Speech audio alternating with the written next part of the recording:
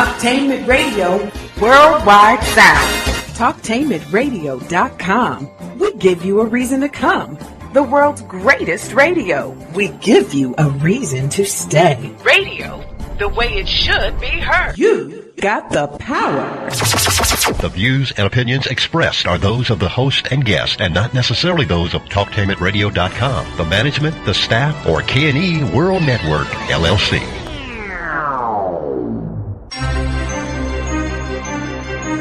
This is The Compensatory Concept with Mr. Neely Fuller, heard exclusively on TalkTainmentRadio.com, the world's greatest radio. Radio, the way it should be heard. And now, Mr. Neely Fuller. If you do not understand white supremacy, which is racism, what it is and how it works, everything else that you understand will only confuse you. Only confuse you. Only confuse you. Okay, welcome to the world's greatest radio, heard all across the United States and around the world, the greatest station in the nation, and that is TalkTainmentRadio.com. You are in touch with the Compensatory Concept. I am the co-host, Mr. Bobby, and this is radio the way it should be heard. Now, if you'd like to get in contact with us, you can certainly do that by calling 1-877-932-9766. And we will do our best to get you on. And if you'd like to email the show or Gmail the show, you can at 7mrbobby@gmail.com, and I will try to read your letters. And then we can do what we do, have Mr. Fuller answer your questions. And I just want to say this before we get started. You know, there's a lot of stuff that's going on in this world today in regards to racism, white supremacy. Mr. Fuller will not tell you this, but he's been under attack, and now so have I, with people doing all kind of underhanded things. And this is not good. And even when people write me, I understand that some of the people are not who they claim they are. They're being deceived. They're using deception, which Mr. Fuller talks about on this show. So they set up things and try to do other things to discredit the fine work that Mr. Fuller, has done. This is real, and as you can see by the events that have happened this week, which I will have Mr. Fuller address, there's a lot of stuff going on, and a lot of people do not want this information out, and they will try to do anything that they can to damage or make it seem that the work is not credible. So you just have to be aware of the tricks and the deception and all the things that go on. With that being said, let me say good morning to you, Mr. Fuller, and how are you? Good morning. I'm still learning. Yes, and thank you, sir, for your time, and thank you for doing this. Before we take our calls and get to our letters, I would like, since you came from Oklahoma, or rather I understand were born in Oklahoma, there's been a lot of stuff that's going on, in particular this incidents with this racist remarks by a fraternity on the campus of Oklahoma University, and we care to have your thoughts on that. Well, from what I can see, it's just business as usual. We're in a system of racism, and I understand that was a fraternity of white men who were talking about their views on race. And so in a system of racism, that's the world government, why not have a fraternity that is white talking about racial issues from their perspective? That's business as usual. That should be expected. No one should be alarmed by that or outraged either. We need another system. That's what it is. We need another system of world government. Those white gentlemen were expressing their views in the government that they have inherited, the government of white supremacy. That's the world government. So it would be natural in a fraternity of white men who are ambitious, who are looking forward to making, continuing the world as it is, I suppose, and making remarks along those lines. Nobody should be alarmed by that. Nobody should be alarmed by the use of the so-called N-word and whatnot. black people in particular. We should understand that is the world government that we're in. We have all inherited that government. The world is made up of white people and non-white people and white supremacists. These are the categories. These are the principal numbers. You have white people who are not racist, and then you have millions and millions and millions of white people who are racist because the world is run on a racist system. Mm-hmm. And then you have the non-white people, black, brown, red, yellow people, who are the victims of the system of racism. There's no other government on the planet.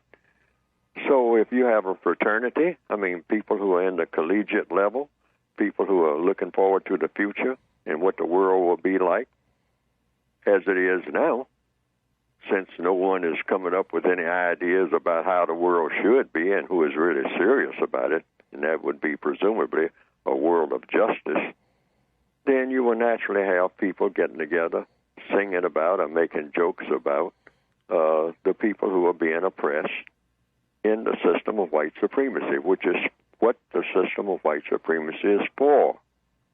We should understand that. We can't seem to get that in our heads, that there's some other mysterious government that's dominating the planet.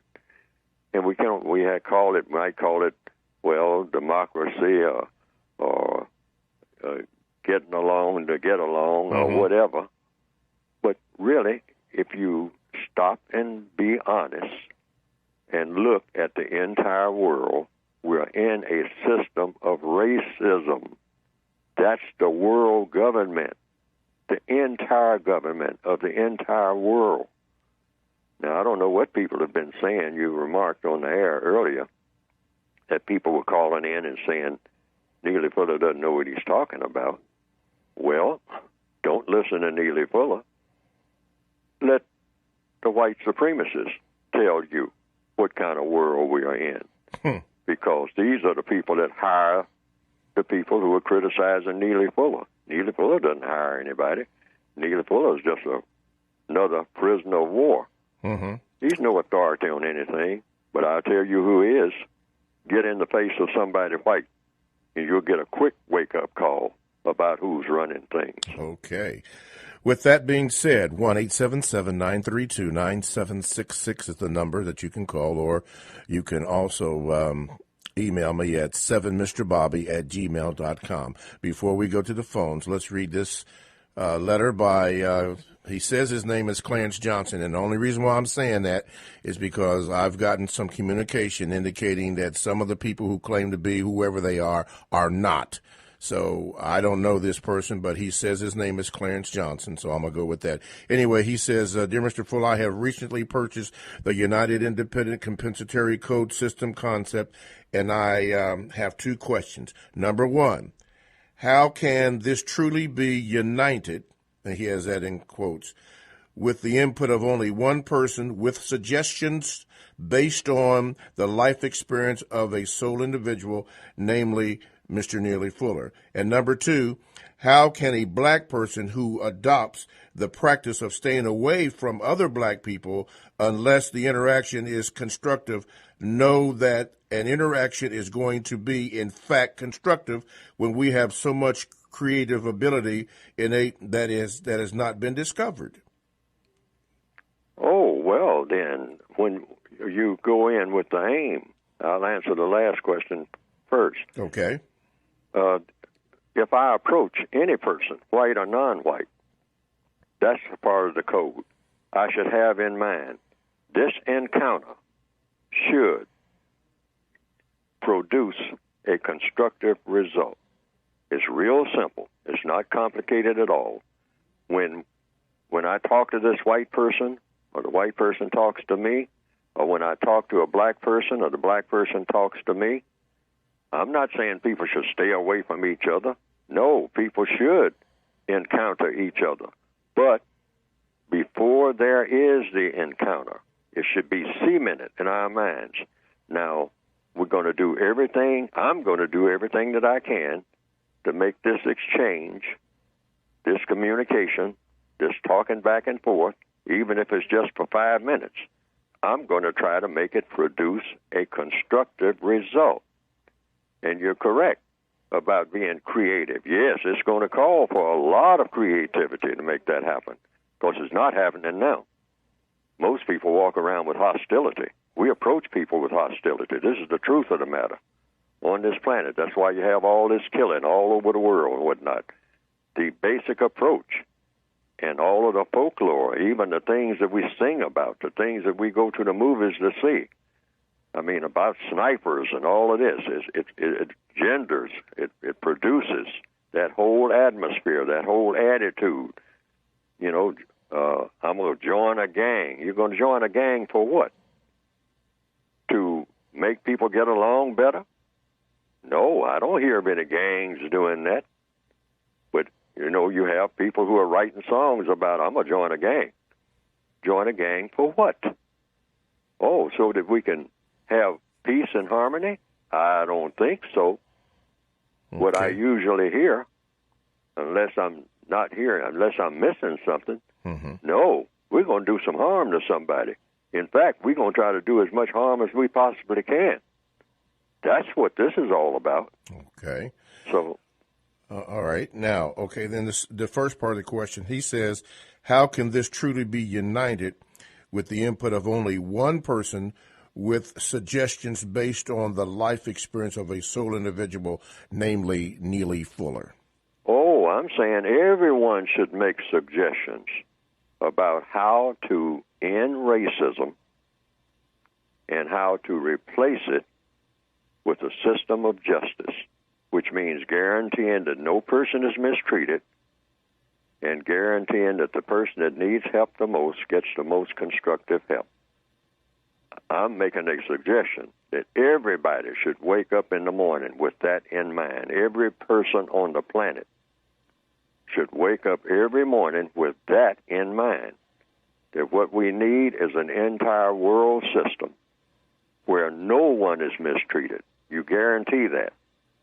And that everybody who needs constructive help gets it in all areas of activity: economics, education, entertainment, labor, law, politics, religion, sex, and war. And Neely Fuller isn't dictating to anybody. I'm just trying to be one of the people, another face in the crowd who's making a suggestion. Now, if there are people who are suggesting that Neely Fuller just shut up and go away and don't make these suggestions, then that's fine, except what do you replace it with? I thought that maybe everybody should be making suggestions. I'm willing to listen to anybody's suggestion that's going to be helpful for Neely Fuller to do something constructive. Yes, sir. And I think everybody should be that way. I don't think it's an incorrect idea. See, I'm talking about ideas. I'm not talking about personalities. I'm talking about getting something done. Yes, sir. Well, Mr. Johnson, I hope that answers your question. You're listening to The Compensatory Concept exclusively here on TalkTainmentRadio.com. Radio the way it should be heard, on the greatest station in the nation and across the world, the whole wide world. The Compensatory Concept with Neely Fuller Jr. Let's go to the phone lines, and let's go to line number one. Okay, line number one. Okay, go ahead. You're on. Yes, sir. I'd like to propose a question to Dr. Fuller regarding why justice has not come to blacks in America. Is it because blacks have already accepted white supremacy and been conditioned to it? Their acceptance is that they only get upset if they don't get compensated or get progress in the system of white supremacy. They're only upset when they don't get the job or get a new home, but they're not concerned with justice. They're more concerned with getting compensated with a job or a new home or getting accepted in a school system. And they're satisfied with the system of white supremacy. That's why there's no progress. Okay. Mr. Fuller, you care to answer? Yes, that appears to be the case. And I think any examination will prove that that's true. In other words, if we tell the truth, what is it that black people want more than anything else when we are when we have had breakfast and we're not particularly, hungry on this particular day, and we might have a little money laid aside, and we're not physically hurting or anything? What do we really think about doing more than anything else? Usually, one of the 4 basic show-offisms, like I have in the textbook for victims of white supremacy. Black people look forward more than anything, according to the evidence. Now, I could be incorrect, and anybody can call in and correct me and say, no, we want something else collectively. I'm just going by what I have observed and what I've heard other people observe and what I have seen, and that is black people think about and act on trying to impress other black people more than anything else that we think about doing. I don't even think that we think about what we're thinking about. But if we stop and think about it, when we're given just a little leeway, if we have some time off, you might say, to just really do what we want to do at that given moment. If we have had plenty of sleep and we had some breakfast this morning, we usually look around and think about, even if we don't act on it, think about contacting other black people, and then we make that contact. We try to make some type of impression, a sexual impression, a belittling impression, a knowledge impression, trying to show off how much we know. How many times have I heard a black male, usually it's black male saying this, oh man, you don't know nothing, implying I know more than you. Now, if you put all of the knowledge together that all of the black people on this planet have, what is there to show off about? Because none of it has proven to be more powerful than the knowledge and understanding that the white supremacists have. So what is one black person showing off his or her knowledge to another black person about? It's almost like 2 slaves chained together at the bottom of the ship, and one slave turning to the other saying, oh man, you don't know nothing. Both of them are slaves, like in Gone with the Wind. You ain't the one supposed to say quitting time. I'm the one supposed to say quitting time. That's a lesson in that, in a movie, a 1939 movie. And we're still doing that nonsense. Yes. Don't compare yourself with another black person. That's what I'm saying. Compare yourself with the people who are running the world, and then ask where you are as an individual. All righty. Can I ask another question about that? We really don't have time, dear. We really don't. Okay, save it to next week. Okay. All right, thank you. Okay, let's go to caller number 2. Line number 2. Go ahead. What's your question for Mr. Neely Fuller? Okay, thank you. Mr. Fuller, what advice would you give a younger black person that is thinking about joining the military? All right, good question. Thank you. Oh, I joined the military at one time out of desperation, like what most black people do when we go and do anything. When we take any job, it's desperation. We're always desperate. We're desperate people. We're not a leisure people sitting around the swimming pool all day with money coming in from all kind of mysterious sources. No, we get up and get on buses and whatnot and try to crowd through the aisle and try to get somewhere and go to the unemployment office and try to get employed. That's the kind of people we are. We go across deserts and whatnot with babies in our arms. I mean, trying to find out which way the people who are running everything are so that they can give us a little bit of something, because we don't know anything about how to get anything except to go to the white supremacists, truth be told.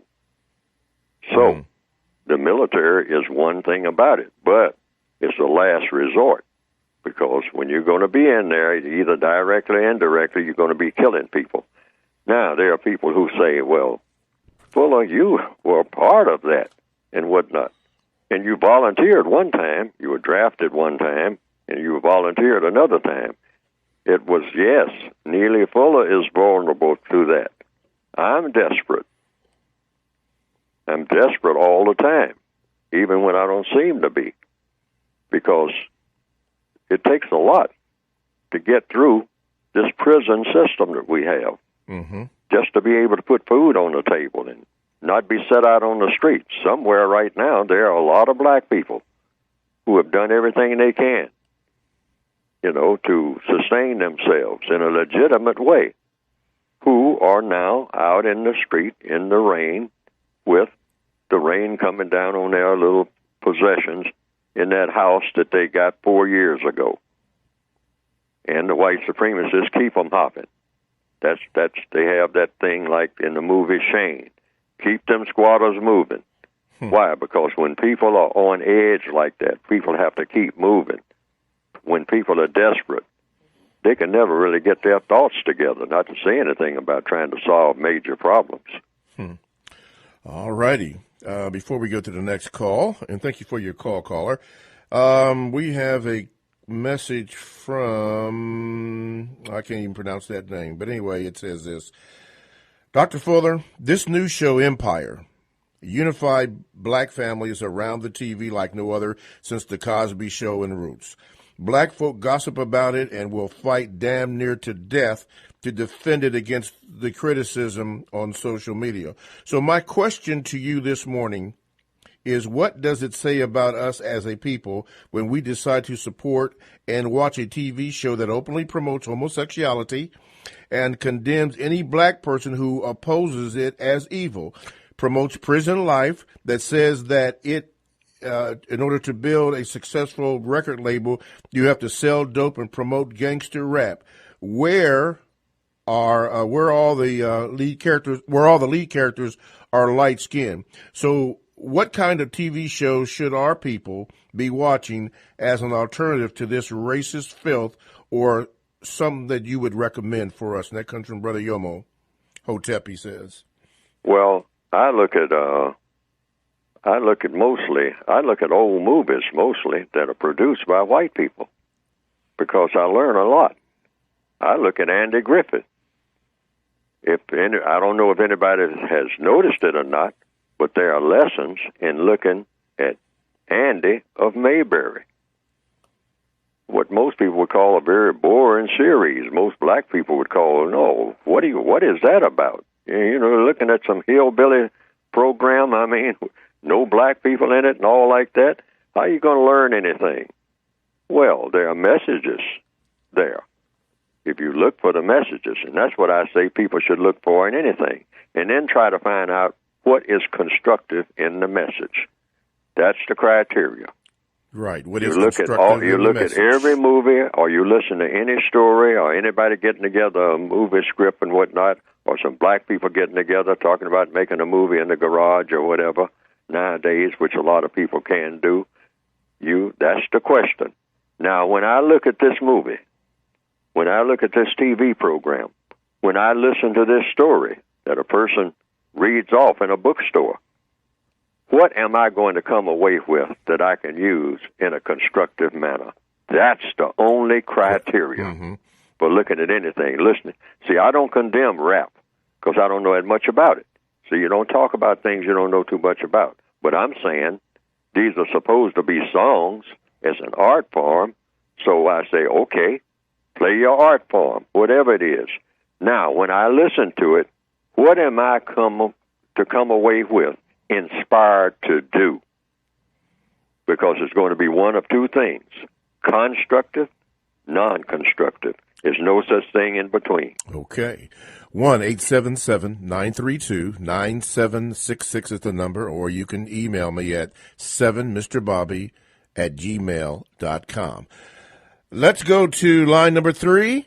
Line number 3, you're on with Mr. Neely Fuller. What is your question? Yeah, thank you for taking my call, brother. I listen to you and Mr. Fuller all the time, even though I can't call sometimes. Mr. Fuller, it's an honor and a pleasure to hear you and talk to you, and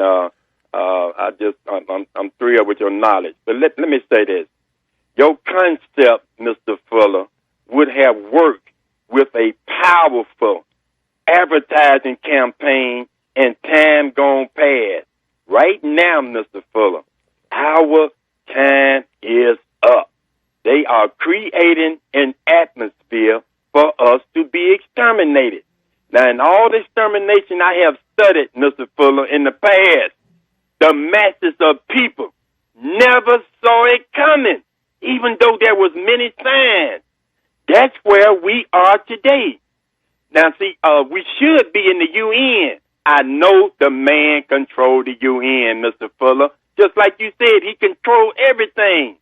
That's why your campaign in the past would have worked, because you got to hold a mirror up to his face. You got to show the world and him what he's doing, how wrong it is, that you're a psychopath. Right now, Mr. Fuller, time is up. They're finna exterminate us. And that's what all these police killings and shootings are about. They just had this film that come out from Oklahoma. People think that's a mistake. And ain't no mistake. Talking about somebody put it out. That is by design. Okay, then what would be your question for Mr. Fuller, sir?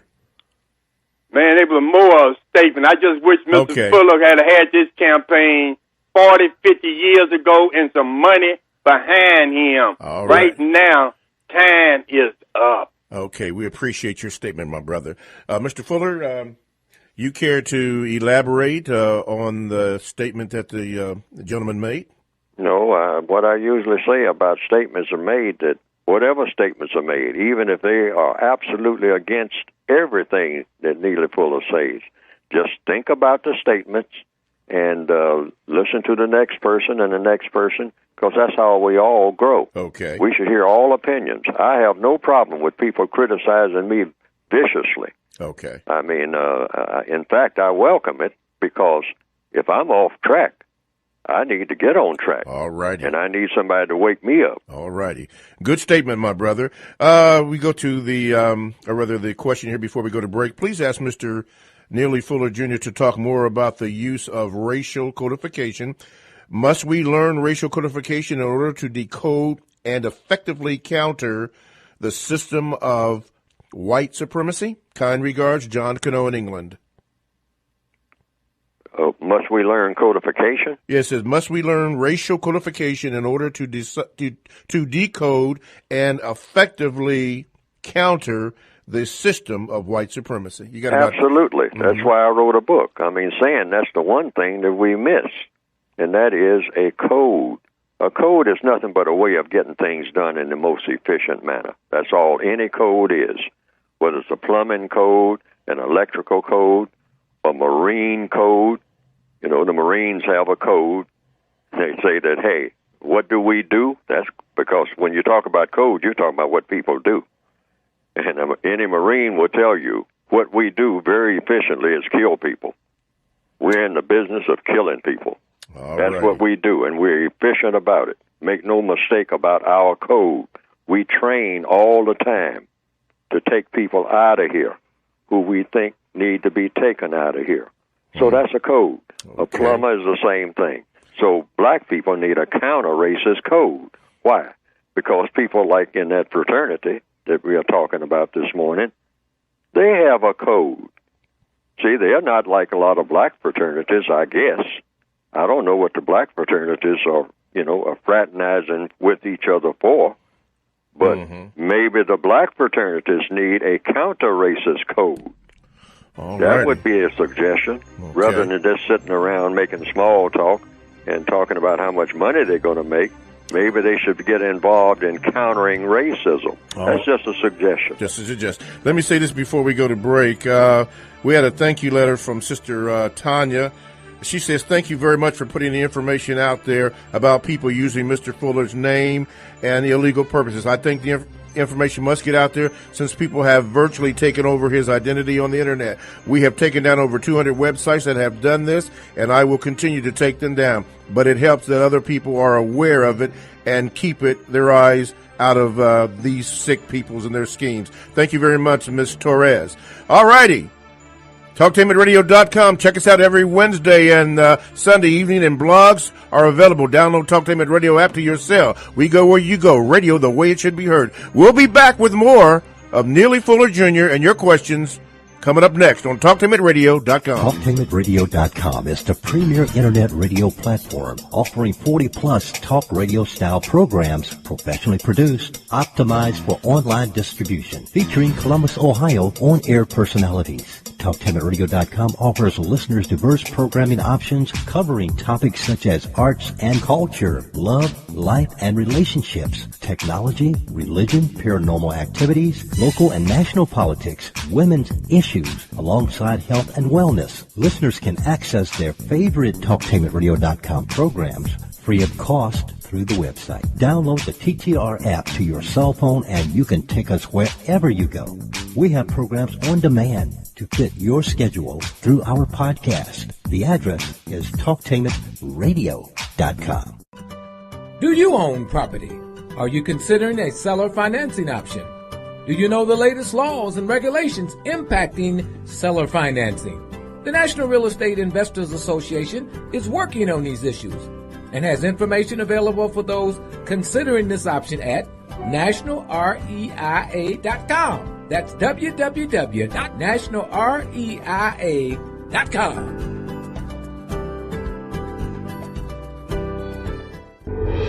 Coming soon to your neighborhood, Tuesdays, 6 to 7 p.m., The Neighborhood Speaks. And this is your host, Barbara Clark. Some of the issues we'll be discussing are health, poverty, relationships, legalization of marijuana, education, money, any issue that is important to our community. This is your show. This is your opportunity. I want to hear from you. Speak out, neighborhood.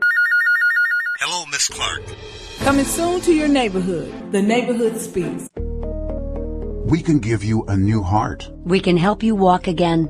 We can perform brain surgery. We can treat a sore throat. We can bring life into the world. We can work so many miracles. But the one thing we cannot do is read your mind. When you communicate with your doctor, when you ask us more questions, you reduce your risk of suffering a medical mistake. Tens of thousands of lives are lost every year due to medical mistakes. The healthcare community is working on it, but you can help. Please, open up. Ask more questions. What are the side effects? When should I expect my test results? Will this medication interact with my other prescriptions? We can't answer if you don't ask. Help reduce your risk. Questions are the answer. Learn the 10 questions you must ask. Visit www.ahrq.gov. This message brought to you by the U.S. Department of Health and Human Services, the Agency for Healthcare Research and Quality, and the Ad Council. In the small town of Elmira, New York, a boy was born into an all-American family. The odds of him opening his own clothing store at the age of 18? 1 in 138,000. Excited to be a part of pop culture, he packed for the big city. The odds of him achieving his dream in the fashion industry? 1 in 23 million. The odds of having a child diagnosed with autism? 1 in 68. I am Tommy Hilfiger, and my family is affected by autism. I encourage you to learn more at autismspeaks.org/signs. Early diagnosis can make a lifetime of difference. Brought to you by Autism Speaks, the Ad Council, and TalkTainmentRadio.com, the world's greatest radio. Goodwill is a global social services enterprise and the leading nonprofit provider of job training programs and career services in the United States and Canada. To pay for its program, Goodwill sells donated clothes and other household items in more than 2,700 stores and online at shopgoodwill.com. Goodwill uses the revenue earned from these sales to fund job training, employment placement services, and other community programs. The goal of the campaign is to increase goods donations to Goodwill, inspire an emotional connection to the Goodwill brand, and to elevate preference for Goodwill. Peace Corps. Life is calling. How far will you go? To find out more, call 1-800-424-8580 or visit peacecorps.gov. Supporting minority education. I'm Sean Booker, dammit, from The Melting Pot. I'm here to tell you that as the mother of a high school senior, I know due to financial circumstances, many of America's deserving minority students do not have access to a college education. Since 1944, the United Negro College Fund has sought to provide one. Since 1972, the beginning of this campaign, UNCF has helped more than 300,000 talented students earn a college degree. I'm Sean Booker, dammit. Give a helping hand. The United Independent Compensatory Code System concept by Neely Fuller is considered as one of the substantial and basic books for understanding and effectively countering racism. Neely Fuller will turn upside down everything you've heard and everything you think you know about racism and how it works. Call area code 202-484-5461. 202-484-5461. I'm as mad as hell, and I'm not going to take this anymore. Go ahead. Make my day. You got the power.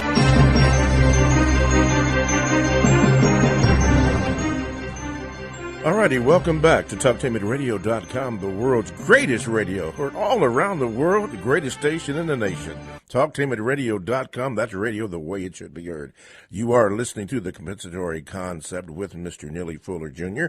And if you'd like to get in contact with the show, you can do so by calling 1-877-932-9766. We'll try to get you on there, or you can also Gmail me at 7mrbobby@gmail.com, and we will try to read it today. If we cannot, then we will save it, until next week, and then we will try to get you on. Let's go to the phone lines. Line number 1, what is your question for Mr. Neely Fuller, Jr.? Good morning. Morning. To you, Mr. Bobby and Mr. Fuller. And as usual, white supremacy has a thought out system of deceptive and oppression on our black people. I want to ask a question about to him as far as racism and white supremacy being dissolved, because nothing stays the same forever. You know, back in the days, you used to hear your grandmother or your grandpa or your great aunt talk about you reap what you sow, or karma, and nothing stays the same. And an prime example of it is Ferguson, Missouri, being exposed, and all the other municipalities being exposed as far as racism on our black people and rogue police officers. So the question to ask him, would it ever end? Because nothing stays forever. And have a beautiful show and keep up the good. Thank you for your question. Okay, Mr. Fuller, you want to know, will it ever end, in your opinion? Racism can end overnight, but you have to do something. And the something we have to do is have a code that applies to everything that we do every minute of the day, in my opinion. I could be in error there, but that's the missing link, I think, in all these years that we've been talking about racism, demonstrating about it, coming up with slogans about it, and all like that. One of the latest slogans is that Black Lives Matter. Okay, Black Lives Matter to whom? Do Black lives matter to black lives, to black people? Sometimes we act like they don't because we go at each other. Mm-hmm. I mean, Southside Chicago, do Black Lives matter to black people in Southside Chicago? Or do black people like to run around killing each other? Because that's what a lot of us do, not only in Chicago, but in every big city throughout the world, including Rio de Janeiro, in South America, in Brazil, in Nigeria, in the Cameroons. Do Black Lives matter? Rwanda.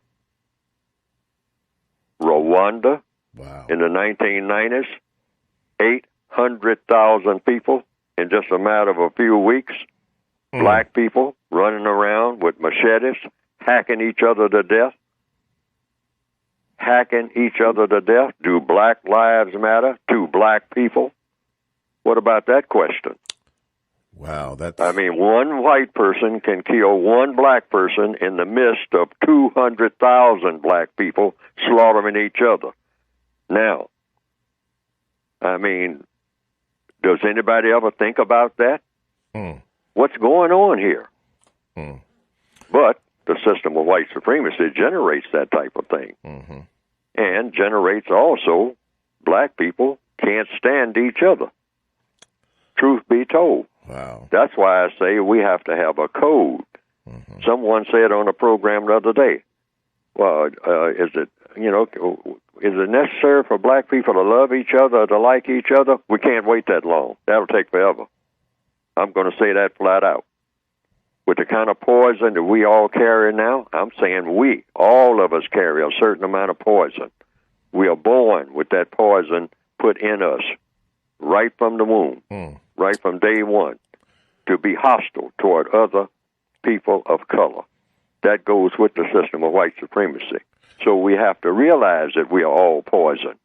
So what we need, a code, will prevent us from spreading that poison so that we can tell each other even on the job, I don't really like you. I don't think that I ever will like you. Not to say anything about love you. I don't like you. You should be able to tell people that. Tell people the truth. But I'm not going to do anything to harm you. Why? Because that's a code violation. That's why. Okay. That's why we need a code. It will teach us discipline. Yes, sir. Okay, let's see here. Let's do this. Stan G. writes, Mr. Fuller, do you think that the recent findings by the Justice Department regarding the Ferguson racial report via historical stats from the Ferguson Police Department can be considered or is in fact mere pacification and another deceitful trick being exercised by the racism, white supremacy to distract the populace, to diffuse tension, since lost his message here, to diffuse tension, since none of the racists committing these racial crimes have been, nor will they ever be held accountable for these crimes. Oh, even if the individuals were held accountable, every now and then they have what they call white sacrifices, where white people will actually execute other white people for doing something against black people. But in the system of white supremacy, that's what you call racial white sacrifices. That's one of the 6 strategies. So every now and then they will sacrifice a dozen or so white people in order to put on the face of, hey, we believe in justice. And so these white people who are persecuting black people, we're going to put a stop to them, and we're going to make examples of them.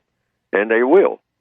But those examples are not going to go far enough. See, and so then black people do become pacified. Well, they and black people will go parade into the street and say, well, justice was done. See, but at the same time, millions of black people will be in line trying to get a decent job, trying to get some food on the table. See what I mean? But they will use that as an example. They'll say, well, how long can we use this, what we did in this particular incident, as an example? Say, well, we got it all calculated in our computers. It will last maybe for, several weeks, maybe several months, certainly not several years. And by then, we'll come up with a few more sacrifices and whatnot. Okay. All righty. All right. Let's go to the phone lines. Line number 2. What is your question for Mr. Neely Fuller, Jr.? Good evening, Mr. Fuller and Mr. Bobby. All righty. Good morning to hear anyway. Yes, what's your question here? Because we're on a limited time basis. Okay, here's the comment. Mr. Fuller, Abraham Lincoln was supposed to sign the Emancipation Proclamation that was supposed to set black people free, but I don't see any difference between slavery and what's going on now because, back in slavery, the plantation owner, he gave the slaves their food, clothing, and shelter. Well, today, the only difference is today he gives you money, and then you still got to come back to him to buy your food, clothing, and shelter. So I don't see any difference. So I guess the question is, are we really still in slavery in 2015? Yes. What is slavery? See, that's why I have a word guide, counter-racist word guide. Slavery is nothing but mistreatment. Anytime you're being mistreated and you don't know what to do about it, you are, by definition, a slave worldwide. That definition will fit anybody, anywhere. Anybody who's being mistreated at this moment, any kind of way, in any area of activity, and the person who is being mistreated is wringing his or her hands trying to figure out what to do about it, you are, at that moment, a slave. But the white supremacists say slavery is when, you haul people around in ships and you have them on plantations and, they're picking cotton. See, these are the type of ideas that the white supremacists, because they do the defining of words. So they'll put this out. Oh, slavery ended a long time ago. What are you talking about? We don't have slavery. Nobody's picking cotton. You got machines doing that. So slavery is, get out of here with that. You're not slaves. Oh, and if you're on a job right now and you are being mistreated, but you don't know what to do about it on that job that you're on, you are, by definition, a slave. Period. You're listening to The Compensatory Concept with Mr. Neely Fuller, Jr., heard exclusively here on TalkTainMenRadio.com, the world's greatest radio, in fact, the greatest station in the nation and around the world. And he will break it down for you right here exclusively on TalkTainMenRadio.com. Okay, let's do this. Juanita writes this, Mr. Fuller. She says, on the show dated February the 11th of this year, that I read an email from someone named Kenyatta Uhuru. He claimed he was 39 years old, was a street hustler and a pimp, and he said he had never worked a day in his life. He claimed to be a follower of Neely Fuller, Jr., Francis Cress Welsing, and numerous Pan-Africans. Yet, he insisted he didn't know how to stop being a criminal. Here again, I think someone was being fallacious. The name he used was telling. If you turn the name around to Uhuru Kenyatta, that is the president of Kenya. When you are expressing the terror of racism, Mr. Fuller, expect racists to appear. They love to disguise themselves as black people. This is from Juanita. Wow. Mr. Fuller, you care to comment on that? Yes, a racist will do anything and say anything. You're dealing with the smartest people on the planet. When you're talking about the white supremacists collectively, maybe not as individuals, but collectively, they run the smartest, most dominant, most powerful organization that the world has ever seen. It's called a system of white supremacy. So they have all kinds of ways of keeping their power, mainly through deception. And when they have to, when they're forced to, then they use direct violence, which they have plenty of. Okay, before we go to the phone lines, let's do this one here. This comes from Roscoe McCoy. He says this: my question is, in the code book on page 155, can you elaborate more on how a compensatory counter-racist family would conduct itself in all of the 9 areas of activity? Thanks. I wish you both love. And Roscoe McCoy, or just another victim of racism, white supremacy. On page 155 of the code book, where I speak and act to promote the compensatory counter-racist family. Yes. That's what I have. Okay. As the basic functional family of and by non-white people. Then I say, do this by speaking and or acting to promote each person as being a part of that family during any period in which he or she is directly or indirectly speaking and or acting to effectively counteract and or eliminate racism, which is white supremacy. Now, let's talk about what is a family. A family must justify its reason for existence. A family is nothing but 2 or more people, So you say, okay, we got 2 or more people here. What are these 2 or more people are doing? Maybe 2 people, maybe 3 people. but just two makes a family. You know, one person is not necessarily, you would say, a family because it's just one person. So then you raise the question, you got two people here. What are these two people supposed to be doing? Justifying their existence. Now, these are just suggestions. How do you justify your existence? And it says, by serving a constructive purpose. That's what it says here on page 155.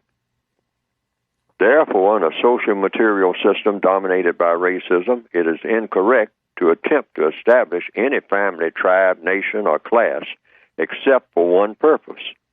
This one purpose should be to eliminate racism. Now, when you say family, you can also mean something like what we started this program about this morning, and that is, it was mentioned about fraternities. A fraternity is a family of sorts. So, how do you justify your existence as a fraternity? In other words, look at whatever your fraternity goals are. See, Neely Fuller is not in position to criticize anything that black people do to solve their problems, because Neely Fuller hasn't solved his own problems. I want to cement that in everybody's head. Neely Fuller is not I'm just a person in the crowd, another slave at the bottom of the ship, making suggestions about what we as slaves might try to do. That's all I am. I'm not anybody's leader. Don't intend to be ever anybody's leader, because I can't lead myself. See, a leader, a black leader, has to have the qualification. And I just want to interject this right quick. All right. Of doing what? First of all, of not being subject to white supremacy himself. So that eliminates me as a leader. And secondly? Well, that's the first thing. And then I have to interact with other people in such a way that whatever their problems are, I can solve them. Okay. A leader solves problems. I'm not solving anybody's problem. I'm making suggestions about solving problems. So getting back to the family thing, the family is whenever, getting back to the basics that I've been talking about all this hour, two or more people, when they interact with each other, you should be forming a counter-racist family, and that means you're not an organization as such, but you are talking about solving problems in a constructive manner. That's all. Okay. All righty, let's go to the phone lines. Line number 3. What is your call for Mr. Neely Fuller Jr.? Yes, Mr. Fuller, Mr. Bobby, good morning, both. But why are a lot of black people, so satisfied with symbolism? And what I mean by that is like having these protests, these marches, when anything dealing with race occurs in this system that we live in, the white supremacy. Why are most black people satisfied with this symbolism? All righty, good question. Thank you. Because we've been trained that way. We've been trained to go by illusions, to worship illusions. And the white supremacists did the training. We have to always remember who are the people who are the greatest teachers. What people tell us what is valuable. You know, I remember when I was going to elementary school, a boy came to school with wearing a watch. Everybody crowded around him because he had a watch. Now, he didn't make watches. He didn't know who made the watch, but he didn't make it. But he acquired a watch. Somebody gave him a watch. So a watch is a timepiece. It wasn't that we were all desperate to know what time it was. We could ask somebody that. And plus, there were clocks on the wall, even then. But everybody followed him around because he had a watch. See, black people have been trained to think like little children, because when you get people in a childlike state, you can always control them because they do not grow if you keep them in that state. Mm-hmm. So we have a value system that is childlike. We chase little trinkets, little pieces of red cloth. The white supremacists have always taken advantage of primitive people because that's who we are. That's who we are. All righty. Thank you for your call. Let's go to line number 1. What is your call for Mr. Fuller? Hello, may I be heard? You are heard. You have a few minutes. Go ahead. Okay, good morning. I would like to ask Mr. Fuller, has he seen the news in the news where a school in Oklahoma is doing away with their AP U.S. history class because it puts the United States in a disparaging light? And if he has heard of this, what are his thoughts on this? Why are they doing that? Why are they doing what now? What is this class, ma'am, you talked about? It's a school in Oklahoma that is getting rid of their U.S. history class because it puts the United States in a disparaging light. Okay.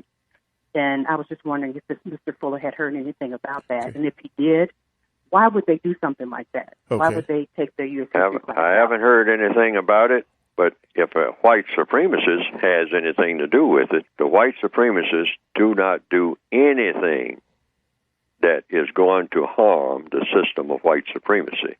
They do everything to support what is already in place, and that's the system of white supremacy, even when it looks like that's not what they're doing, because they are the masters of deception. So you examine what they are doing, but with always in mind, what are they up to now? That should always be in your mind. In fact, I've told people that should be a slogan among black people. Okay, here they come. What are they up to now? All right. Thank you for your call, dear. Thank you so much. Okay, let's go to line number 2. You got him on there? Okay, line number 2. What is your question quickly for Mr. Fuller? Yes, Mr. Fuller, it's an honor to speak to you. Really, my question is, how can we push white supremacy or the white supremacists to the point of their last resort? Is it just knowledge-based, or is there something else we can do to just go ahead and make them get it over with? Let them just show everybody their cards, pull them for their worth. Through codification. Through codification, sir. Yes, say that again, Mr. Fuller. In other words, through doing everything that you can that is of constructive value. Always keep that in mind. Just constructive, non-constructive. It's not complicated. Every move that you make all day long is either going to be constructive or non-constructive. Just keep remembering that. That's basic code. All over the world, say if black people were saying, wait a minute, this thing that you're telling us we need to do, is it going to have a constructive result or a non-constructive result? And if it's going to have a constructive result, show me, demonstrate to me what the constructive result is going to be. All righty. And that rushes everything right to the focus that it should be. Okay, and then he had a question from, I think it's Brother Farad. He said, Brother Bobby, I would like to ask Mr. Fuller, what does he think when what other black people that focus on racism, white supremacy are complaining too much? Thanks. Do you think, I guess he's saying, do you think they're complaining too much? Complaining about other black people? Yeah, that talk about racism, that focus on racism, white supremacy. Are they complaining too much? Well, I always say we're not complaining, we're reporting. Because some people can say that I'm complaining. I'm not complaining. I'm reporting that we have a world that's not in order. That's a report. That's not a complaint. That's a fact. Or Neely Fuller doesn't know what he's talking about. I mean, don't cut Neely Fuller any slack at all. I mean, either we have a serious problem with racism, and that's the major problem on the planet, or we don't. Now, if we don't have, then we need to have another plan altogether and just forget about talking about racism, period, if it's not the major problem. But I have put in my book, everything that black people do is a reaction to the system of white supremacy. That includes building another black church. That's a reaction to the system of white supremacy. Otherwise, you wouldn't be building another black church. And speaking of your book, while we have the remaining moments here, I need you to talk about it and then how we can get that book. You can get it by going to producejustice.com. And what will come up on the screen is an advertisement, you might say, a billboard for how to get the book. That's producejustice.com. And the method for ordering will be on your screen. That's the basic book, which is a textbook, workbook for victims of white supremacy. and a counter-racist word guide that shows you how to use words as an individual person. Mm-hmm. Okay. Now, is that word guide, for those that don't know, is that an additional fee? Yeah, that's an additional book. Okay, additional book. It's a separate book. But Okay. most people get the basic book. Okay, all righty. Right. All right, Craig in Detroit, I will try to answer your question, ask your question next week. We didn't have time to get to it. But listen, thank you for your calls. Thank you for your emails. And Mr. Fuller, thank you for your time. Thank you for your time to help us get through this racism, white supremacy. The most important question in all racial matters is why. One should always ask it. Radio, the way it should be heard. You've got the power. The world's greatest radio. TalkTainmentRadio.com.